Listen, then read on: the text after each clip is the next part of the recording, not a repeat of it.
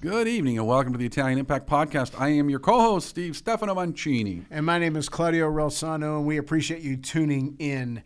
We have a very, very special guest today, someone who I've probably known, maybe 6 months, something like that, maybe a little bit less.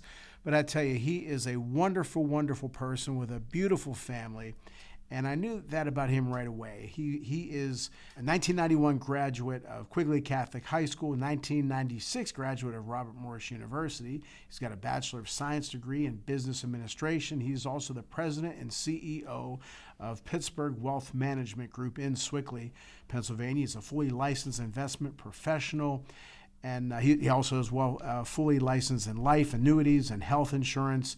He's also contributed to a great book called Don't Worry, Retire Happy. And he's also now on the board of the Italian American Sports Hall of Fame Pittsburgh chapter. And that is Mike Battalini. Mike, thank you so much for being on our show. Oh, yeah, I appreciate it. Thank you for having me, Claudio and Steve. I'm really happy to be here. All right, brother. Hey, you know what? I talked about your family a little bit, but let's talk about how things started for you before the business, with your mom and dad and your family. Tell us a little bit about that and your Italian background and kind of how it was talked about in your family when you were a kid growing up.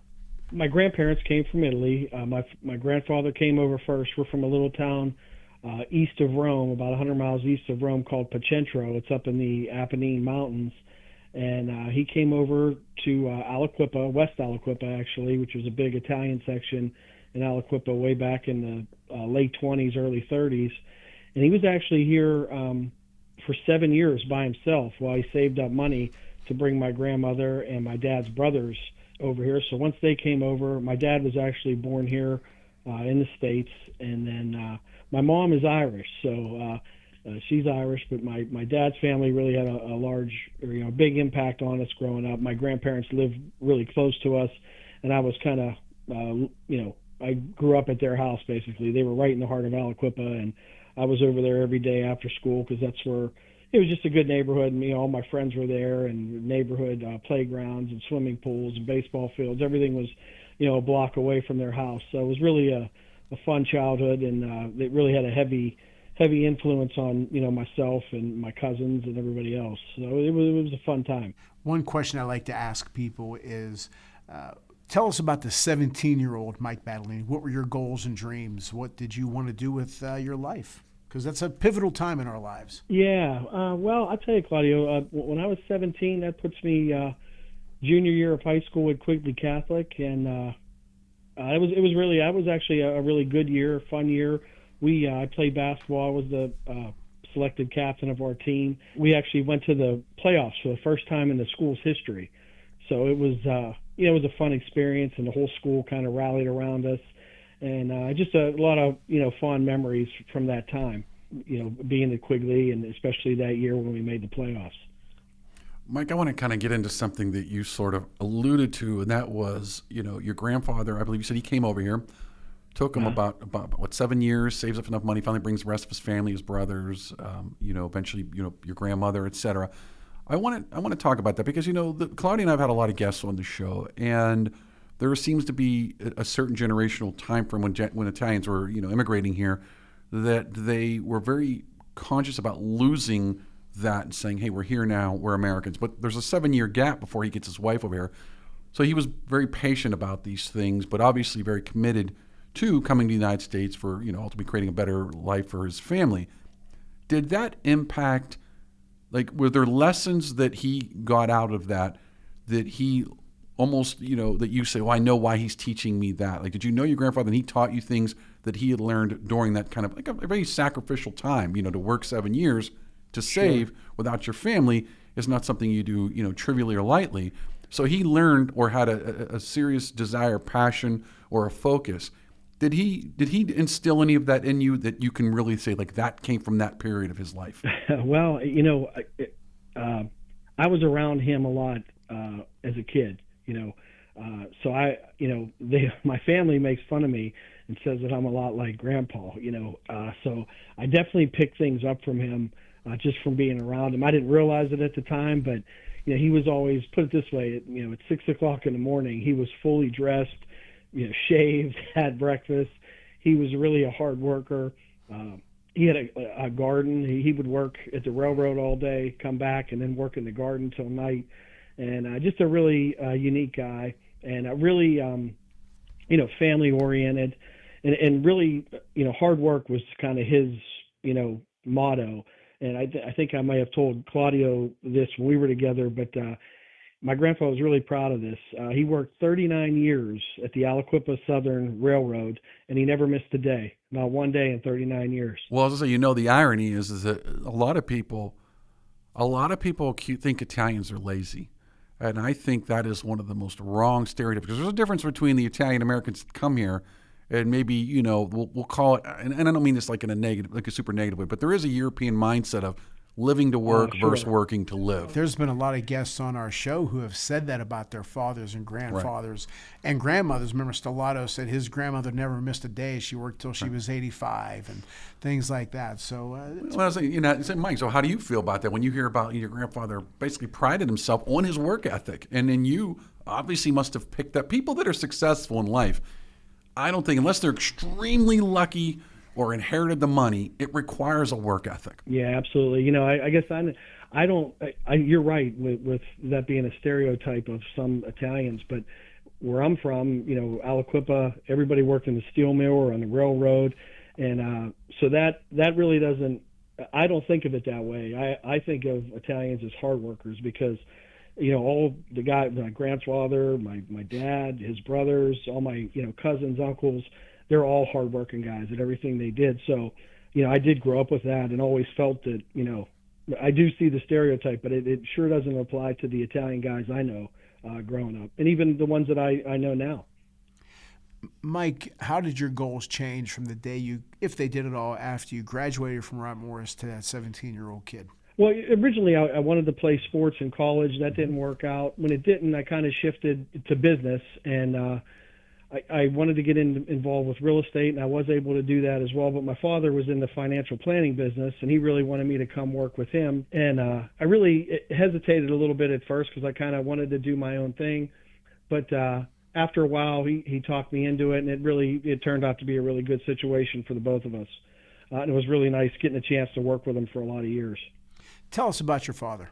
My dad was quite a character. He was a real good athlete himself. He great baseball player, good basketball player, but he really he started out in the insurance business with Metropolitan Life, and he really became a good salesman. As a matter of fact, in 1979, I think Metropolitan had about 25,000 insurance agents, and he was actually number one in the country that year. Wow. So that was a big honor that he was really proud of.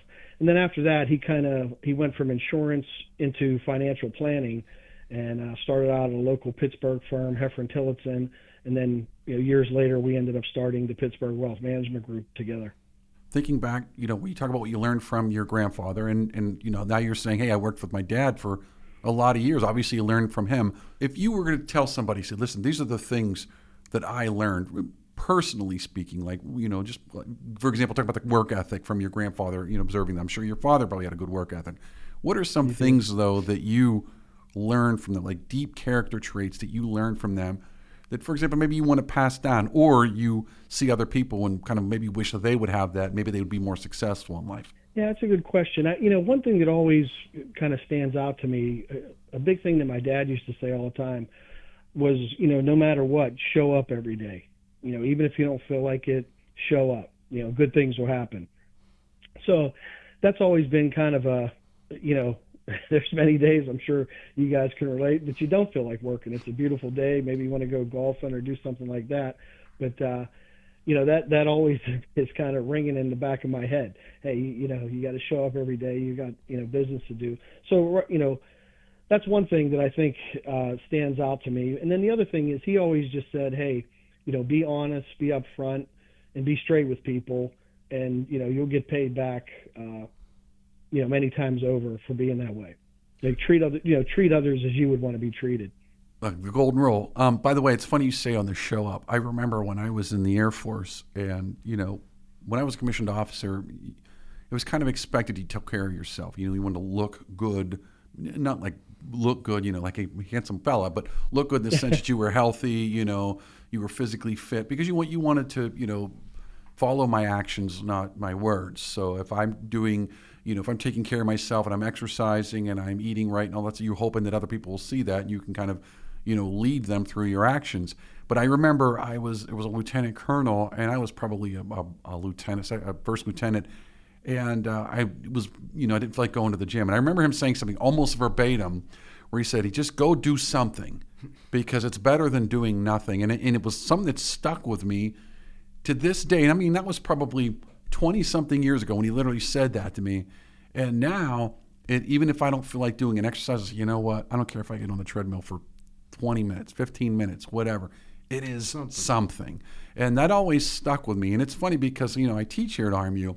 And I have a lot of students that, exactly right, just get them to show up. You're like, my God, you're paying for this. And you went here. And you go, Sure. Everybody goes to college and those kids just don't show up. And I try and tell them, I said, you got to treat school like it's your job. Because this is what I'm going to use to judge your character. It's ultimately a character thing. No, mommy and daddy aren't there to wake you up at 7 a.m. to go to school. So you've got to get up. And you learn a lot about people, whether or not, to your point, they even show up or not. Yeah. That's true. It's such a good point, and that's so true. Mike, how are things different with Pittsburgh Wealth Management now than when you started or when your dad had it? Like I have a landscape business that my dad started. There's been some changes. I've spread out a little bit more and some other different things. But what have you done different, if anything? Well, I'll tell you, technology changed the business a little bit. We've gone in different directions because of that. Some of the larger companies, we used to handle a lot of stock trades and things like that. But now, with the advent of E-Trade and, Fidelity and online accounts and everything, that part of the business has we've taken a different path. We focus a lot on principal protected investments and income planning and retirement planning. We work with attorneys and CPAs now and Medicare specialists. So we have like a team approach. So that is different a little bit. But the main thing I'd say, Claudio, and it's a shame my dad isn't around for this. After he passed, I was approached to do a radio program, and I, had zero radio experience or talent or anything like that. But some gentlemen asked me to do it, talked me into it, and it's really put us, it's really helped our business take off in a whole new direction. And we've been on the air now, I think, coming up maybe like 8-9 years now, and it's really been great for our business. But I guess my point to that was my dad always wanted to be a radio guy, a sports announcer, and he loved to sing. And he just, he enjoyed having a microphone in his hands, where I'm not so much. I'm a little more quieter than he was, but had given the opportunity, I know he would have loved to be on the radio and have a radio show, but in his absence, I'm trying to do my best and put on a good show. It's funny, Mike, because I remember the first time I ever went on the radio, I was like, wow, I can't believe I'm on the radio. You don't realize that. But I think that's probably because our generation, we still see radio, and I'm not saying it isn't, but I still have a nostalgic affection for radio. I mean, Claudia and you, I've talked about this before. Why do you want to be on radio? It's just because I was raised on radio. There was nothing serious XM. You either bought a record, a tape, or eventually a CD, but radio was still your primary communication mechanism. By the way, we are going to give, for the folks that are listening, we are going to give you the details of his show and where you can go and listen to it. But before we do that, and Mike, we're going to come back here in a second. We got to take, as we used to say, a pause for the cause. There's an old radio saying right. from those days. All right, Claudio, take it away. Yes, you can listen to my show, The Claudio Relsano Show, on claudiorelsano.com, and it's on a bunch of streaming channels as well. We've had such great guests as Mike Battalini, Mario Andretti, Ken Griffey Sr., Robin Cole, Rocky Blyer, Jim Rooker, whose birthday is today. A bunch of great interviews. Vince Papali, Dick Vermeil.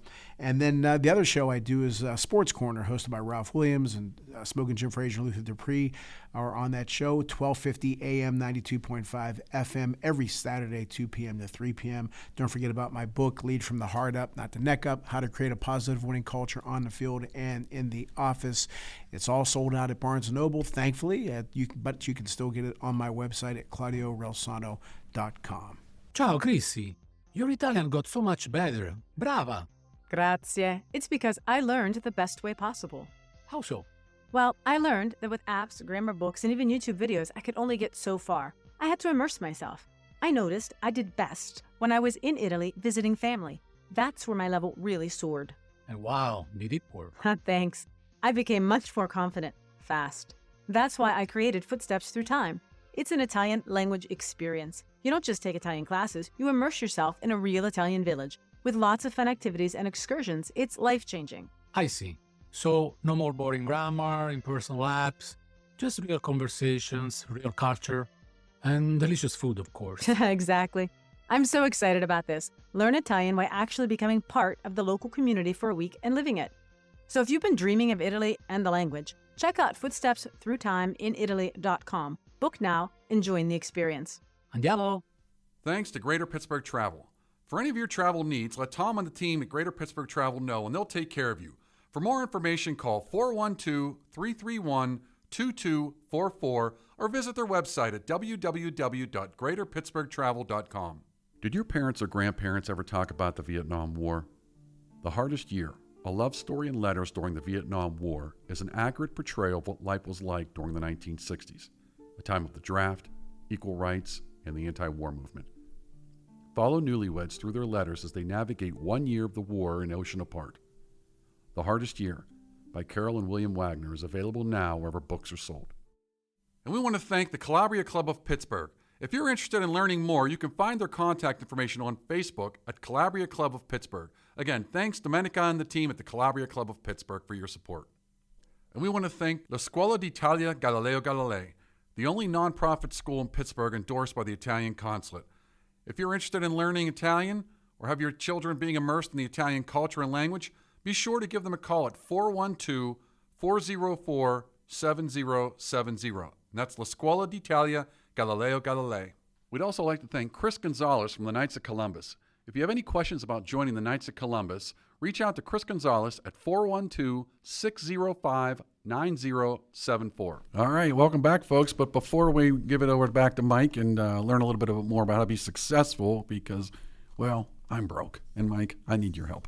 But before we go there, I'm going to let everybody know that, as everyone knows, I'm the honorary Italian consulate here in the Pittsburgh area, and a lot of folks have been coming to see me. I think I really appreciate that.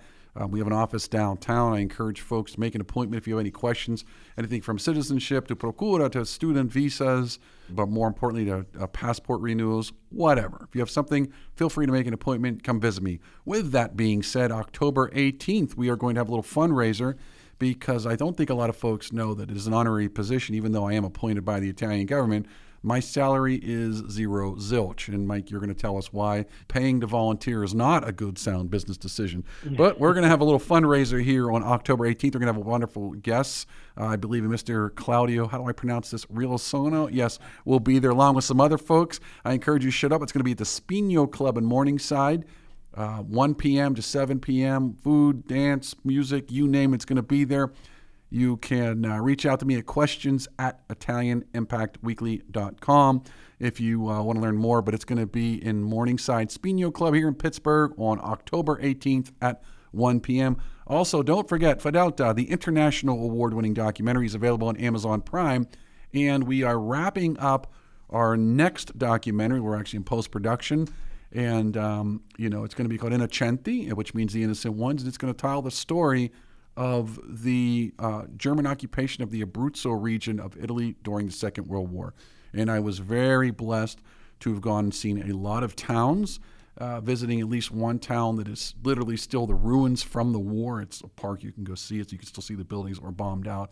And actually meeting people that survived the occupation. So, yep, they weren't young, but they were very wonderful and hospitable, and just recounted some incredible stories. In some cases, they were stories of survival. In other cases, it was just, I don't know how to say it, but sometimes if we just listen to people, there are some incredible stories out there that you can't make up.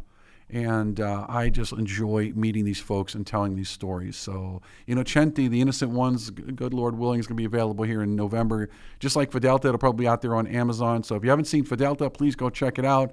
And then stand by in a few months. We're going to have a new documentary out. And on October 12th, don't forget, October 11th, all three of us will be in the Columbus Day Parade in Bloomfield. Oh, almost forgot about that. Yeah, so that'll be fun, and you'll get to meet Mike, and Mike will get to meet you, and it'll be a fun day. Mike's going to give us his hands-on, wisdom.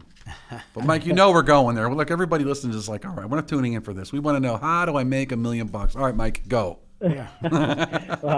No, Wish I had it's good. that answer for you. No, but so real quick, Steve, I just Sure. said that before, not to interrupt you, but go ahead. about your second documentary there. You said in the Abruzzo region, that's where my family's from, Pacentro, which is a small town right in that region. So I'm anxious to hear or see the documentary for sure. I actually think I know your town, and I think I remember your town. That's why when you said that, my ears perked. The funny thing, though, is I went through this. We went and filmed in Abruzzo in, I think it was July of this year. And, I went to these towns, and I can't remember how many towns. I just can't remember the names. I mean, I remember Pesco Costanza, Ataleta, Taranta, there's a whole bunch, but they're all these beautiful. It's just beautiful the way the terrain is up there. It's just so underappreciated, the central Italy. Just like when you're down in Calabria.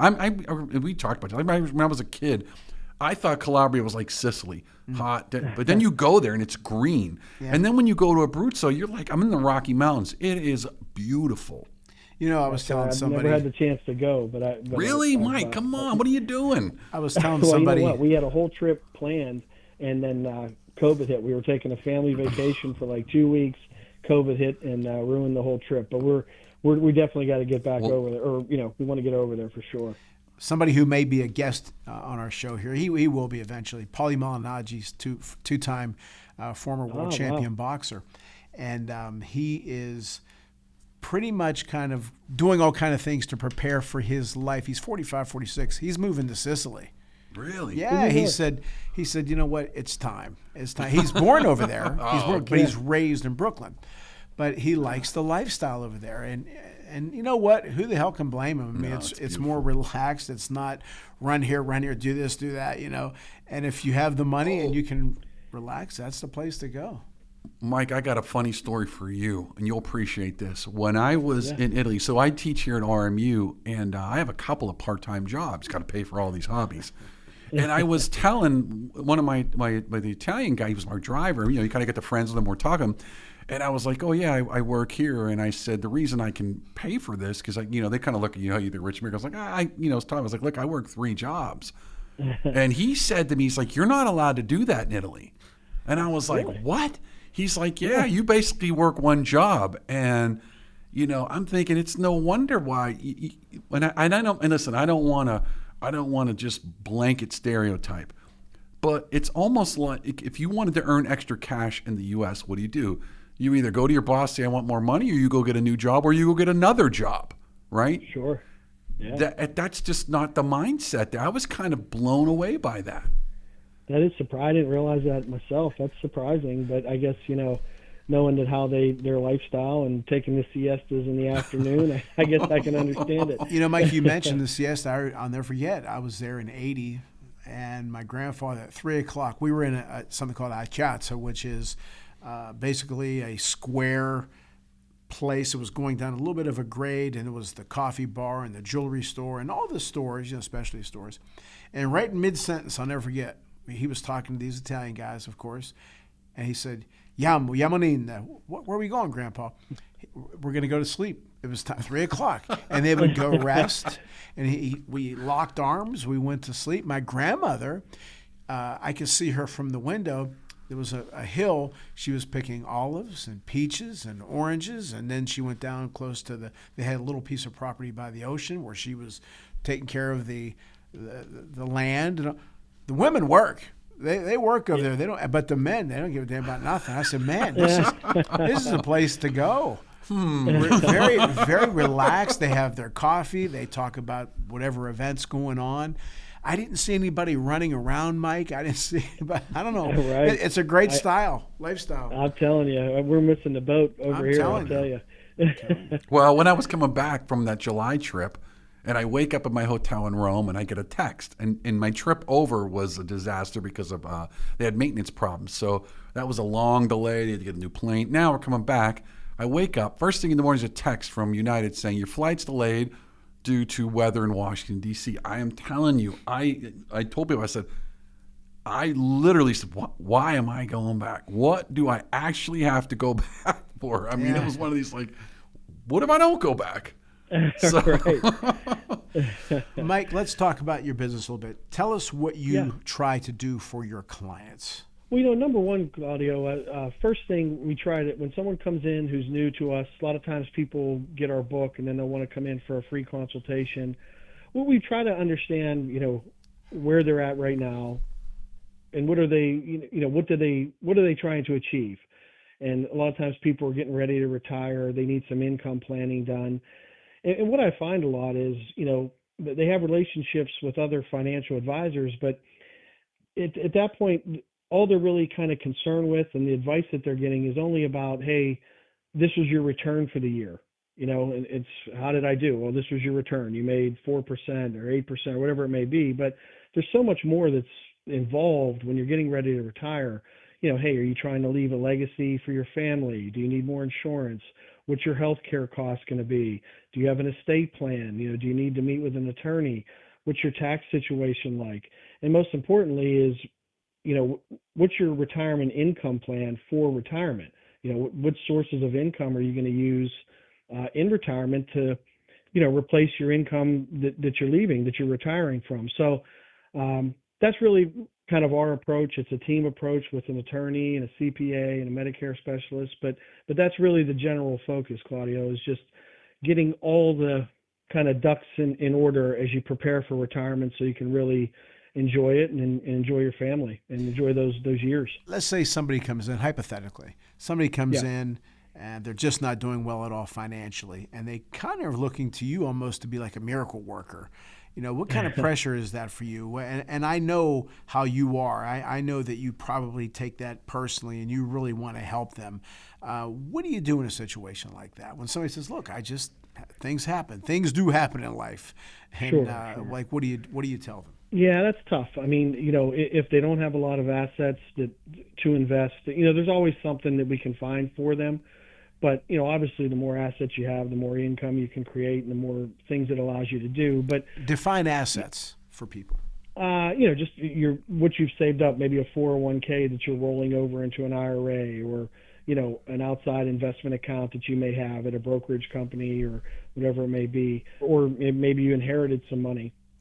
But a lot of times if someone's in a, situation where they don't have a lot of assets, we try our best to find them something that, can, help them in some way and kind of increase it. But, that's a tough situation. But we have clients, we don't have minimums. Sometimes people call in and say, hey, do I have to have, a certain amount of dollars to become a client at Pittsburgh Wealth Management Group? And our answer is always no. I know like Fisher, you see advertised on TV, they have, $250,000 limits or $500,000 limits. My dad never instituted that for anybody. So we have clients that have, $5,000 and clients that have $15 million. So it's a pretty wide range of different clientele, and every situation is different, No, I got a good question though for you is saturation of the market with respect to financial advisors. Everybody says there's a lot of people say I'm a financial planner, I'm a financial advisor, I'm a that. Do you feel the market is saturated, and what are the red flags if someone's going to get one? And again, there's a lot of good ones out there, so they're not all a bunch of crooks, but there are a lot of bad ones out there that are going to maybe get you signed up for some product or something you don't need because there's a commission based.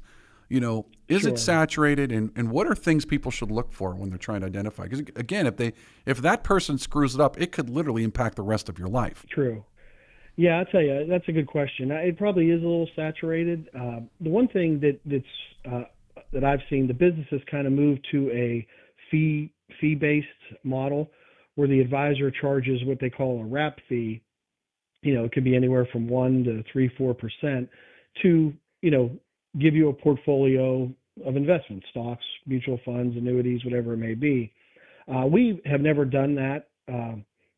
My dad just never felt like, hey, I'm going to charge you a fee, and then what if the market has a bad year? It's down 10%, then you got to pay another 3% or whatever it may be on top of that.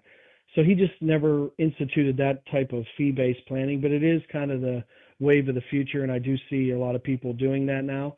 It's just not kind of our philosophy, but that's one thing to kind of look for, I guess, or keep your eye out for. Not that there's not guys that can do a good job while charging a fee, but I think there's more of them out there that aren't probably doing a good job. So yeah, that's one thing to be careful for. And also some guys out there that we're independent. And what I mean by that is we have access to every product out there. Some guys are not independent and they work for a certain, company, and they're kind of pigeonholed. They only have, like, say, for example, like a MetLife, to give you an idea, or a, Mutual of Omaha. They only have Mutual of Omaha products that they can sell. So that's one thing I would say to kind of keep an eye out for. Not that those aren't good products, but we just feel like, hey, if you're coming to us, we're not going to try and put a round peg in a square, or, a round hole in a square peg.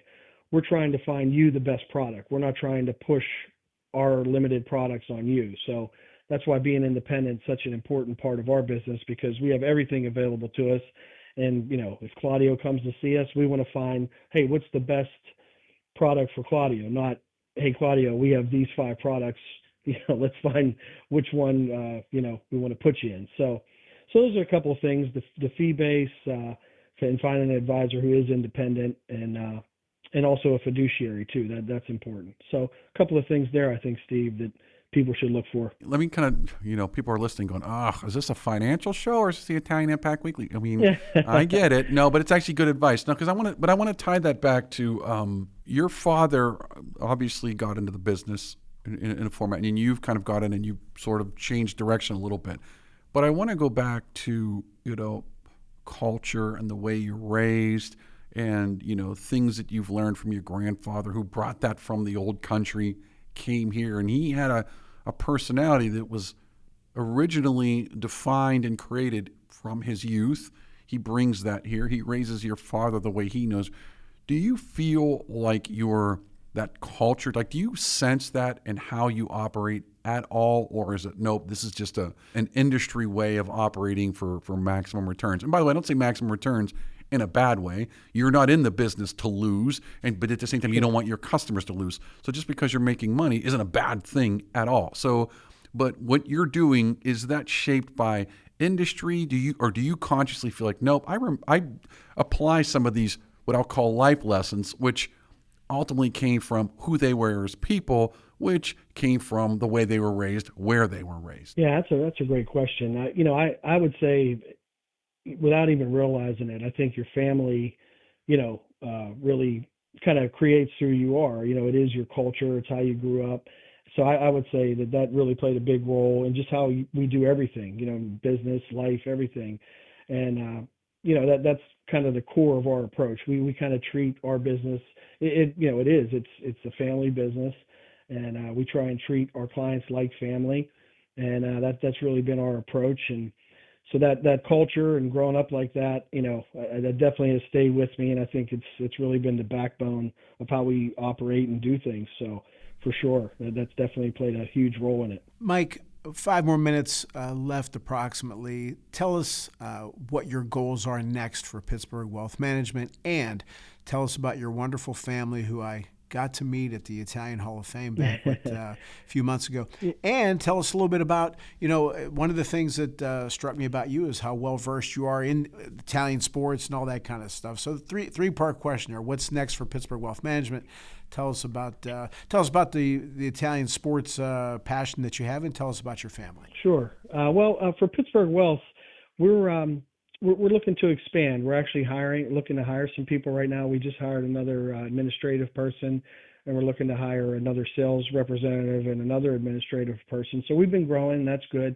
And we're thinking about expanding into different radio markets now. We're looking at Ohio and West Virginia as future markets for the radio show. So we'll see, how that goes. But that's definitely in our plans. As far as the Italian sports end of it, just growing up, my father was a huge, boxing fan. I had a cousin who was actually, I think he was flyweight champ back in the 20s. The Battalini is what his fight name was, but he was up in like the Boston area. Yeah. But Rocky Marciano was my dad's favorite all time athlete, and so I have a picture of him in my house. My dad had it, and just growing up, I must have watched every Rocky Marciano documentary there is. I know everything about him, but and just once there was an Italian, Danny Marino, anytime Joe Montana, anytime there was an Italian athlete, we were always fans no matter what. Sure. So that just was the way it was growing up. If the guy was Italian, we were rooting for him. So I know what you mean. I know what you mean. And about your family. Yeah, as far as my family, I have two good kids, great kids. Mia is a freshman at North Catholic now. She's actually hurt right now. She tore her ACL, but she's really had a lot of success as a soccer player. She was the leading goal scorer on 2 national championship AAU teams. So she's really had a lot of success early, but she's only a freshman, so she got a way to go. But we're really proud of her. She's doing really well. And my son Michael is a really good athlete in his own right. He's a really good basketball player, and he's also playing football now, and he's had a lot of success doing that as well. And so it's fun. I'm helping coach football with him this year. It's really been a lot of fun to get to spend some time with him, and it's been a good experience. But they both love sports. They're good kids, and go to a nice little Catholic school up here, and so we're enjoying this time with them. I know it goes quick, Claudio, so trying to enjoy these years. Mike, I'm going to ask you a big question, and I always, I do touch on this when I hear faith's kind of an important part of my life. I believe in something greater, and I feel that if you're going to believe in something, you can't say you believe it unless you live it. So the fact you're sending your kids to Catholic school either means the public schools are really bad, or you live and believe the faith, which I'm suspecting it's the latter. With that being said, how does faith play a role in how you operate, especially in the world of finances, where you could easily cross a line where it becomes don't misunderstand this word, but sinful, that lust for wealth and riches and all that. So you're trying to help people be financially secure. There's nothing wrong with that, but there are a lot of people that take that too far. How does faith play a role in your your daily job? Yeah, that's a great question. To answer your question about my kids, that we have some great public schools where we're at, but it is really a choice that I went to Catholic school. I was totally kidding on that, by the way. I was totally kidding, but it kind of kidding. But no, I get it, because I went to Catholic school too. Yeah, so it was just really a choice. We just wanted them to have that same experience. But yeah, faith plays a big role in it. Hey, we're all trying to be, the best version of ourselves we can be, and I'm a strong believer in faith, and it really, I just feel like if you do a good job for people, and your heart's in the right place, and you're trying to do things for them the right way, I feel that you'll be blessed, many times over by doing that. So that seems to be working well for us, and that's kind of the approach that we take when it comes to faith and how we manage our business. Now, with that said, if you want to, and I don't want to steal the thunder from your radio show, which you're going to tell us all about that in a second, if you were going to give the listeners one piece of advice to make them a better person, what would you tell them? Oh, that's a good question, Steve. Well, Mike, I'm full of them. That's why I'm here, buddy. You are. That's why you're the host. I guess I would say just, hey, be true to yourself. Be your true person, and try and treat others as you would want to be treated. That's first thing that kind of comes to mind when you mention that. Mike, tell everybody how they can listen to your shows and how they can get in touch with you at Pittsburgh Wealth Management. Yeah, thanks, guys. Our radio show is called the Safe Retirement Radio Show. We're on a couple of different stations here in Pittsburgh. We're on Word FM on Saturdays from 8 to 9. We're on WJAS 1320 AM on Sundays between 10 and 11. We're on WPIT Saturdays 11 to 12. And then we're on The Answer on Saturdays between 10:30 and 11. And our website is www.pwmg1,